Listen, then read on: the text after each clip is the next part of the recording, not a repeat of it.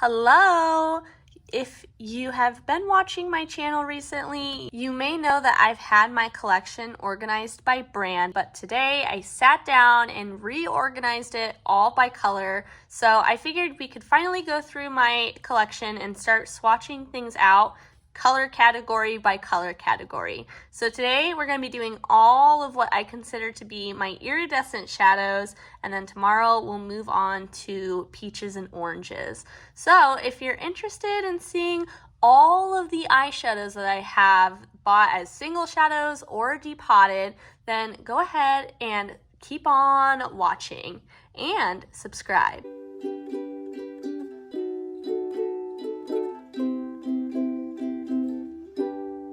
First up is the shade Zera. This is from Divina Cosmetics, and it's a multi-chrome iridescent that goes from like an orange to a gold to a green. Right now you'll really only see the orange, but I will try my best to show the shifts at the end. Next up is a shade from the Treasure Pop-Up palette by Shine by SD. This is a shade that goes from a very light gold to a pink. Next, this is a little tiny shade from the ABH Subculture palette. It's an iridescent pink shade. You can see the ones that we've been swatching so far are very, very sparkly. This one is much more of like a satin kind of finish. Next up is another one from the Treasure Pop-Up palette. This one is a much stronger pink shade that goes a little bit purple. Next to that, we have the shade Kitty Cafe from Copacetic Cosmetics. This one is that pinky and purple shift, but it also does go yellow as well. This one is considered a multi-chrome by Copacetic. This next one I think is basically a dupe for the Copacetic one. This is Soda Swamp by Divina. It doesn't go gold, but I mean, the gold is really subtle in Kitty Cafe, and I feel like the two of them are very similar in every other way. Next is a Copacetic cosmetic shade called Bubbly Clouds. This one is another one that's more satiny, not my favorite if I'm being completely honest, but I've definitely been on the hunt for a purple iridescent, and this is one that I tried out, and I do like it. It is very bright on the inner corners if I don't want something sparkly, but I honestly have one right next to it that I prefer more now. This is the shade Infinity by Shine by SD, and I feel like this is what I wanted Bubbly Clouds to be. It's a little bit shinier and more punchy, but it also has less base too. Next up is a throwback. This is from the ABH Highlight palette. I can't even remember what it was called, but this is like the blue shade from that. You can see it doesn't hold up well compared to everything else here, but it serves a unique purpose, and there's a little bit of nostalgia attached to it too, for being honest. Also, look at that hard pan. I gotta fix that. This little pan next to it is a Colourpop pan. This is from the Blue Moon palette a long time ago, so again, very old, but a pretty true blue iridescent shade. Next, we've got the newest iridescent shade in my collection. This is Luxie Cookie Dough, and this is a iridescent shade with a completely transparent base that has a blue sparkle that shifts to a pink. This is the Luxie shade Salted Caramel. It was a part of the Ice Cream 2.0 collection, and it is very similar to Cookie Dough. Look at that. I mean, they're basically the same. I feel like the main difference is that Salted Caramel has a little bit more of a champagne going on, where Cookie Dough is a little bit more white. Next is the shade Reserve Number 1 from Shine by SD, and this is essentially the same as those other two that I just swatched. The shift in it is incredibly similar, but I feel like more punchy for sure. We're gonna try to get these last two done on this arm. This first shade is from Glam Shop, and it is called Magical. I feel like this one goes a little bit more silver, but it does have that pink and blue in the sparkle. It just doesn't shift pink or blue. And the next one is kind of the same, but only with a blue sparkle. And this is another one from that Treasure Pop-Up palette from Shine by SD. Here are all of those iridescent shadows one more time on this arm. And we'll keep them on this arm and swatch the other arms, so that way hopefully we can see them all together. But first, let me show you the shifts in this set of shades. Here is my best attempt to show those different shifts. I feel like you can really see that green on the top with Zera, and you can see those yellows a little bit more with those pinks, then the pinks and blues, and hopefully you can kind of see. Now we're starting to get into some teal shades. This first one is also from the Treasure Pop-Up palette.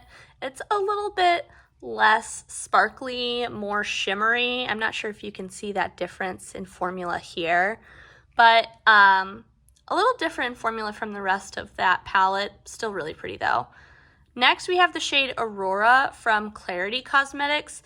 This is like that same exact teal, but this one even more so a like metallic sheen and less sparkle. This next one is the Pretties for Your Face shade Light as a Feather, and even though this one has a light pink base and not like transparent, I feel like I still wanted to put it with my iridescence because the shift in it is so similar that I think of it more like an iridescent shade. Next is the shade Googly Bear from Copacetic Cosmetics. This is more of a green iridescent with a white base.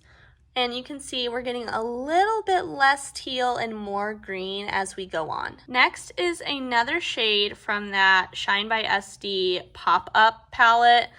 Such a good deal for 6 iridescent shades. I feel like, I think it was $28 or somewhere around there, and the quality on them is beautiful, and it's nice to have so many different colors. This is one that goes from like a green to a pink. After that, we've got another one from the ABH face palette. This is a green as well, a little bit less sparkly or even shiny as the others, but I feel like it's held up pretty well considering its age. Next up is a Multichrome from Copacetic Cosmetics. This is the shade Garden Party. It goes from like a yellow to a green to like a pink and a teal. There's really a whole lot of colors in this one, and it's really, really pretty. This one is from Glam Shop. It's a Turbo Glow shade, but it's not in English, and the back is really dirty, so I can't read it. But it's a shade in my collection. It's a gold that kind of goes green depending on the lighting. And then this one next to it is the shade Sugar Dew from Sugar Drizzle Polish.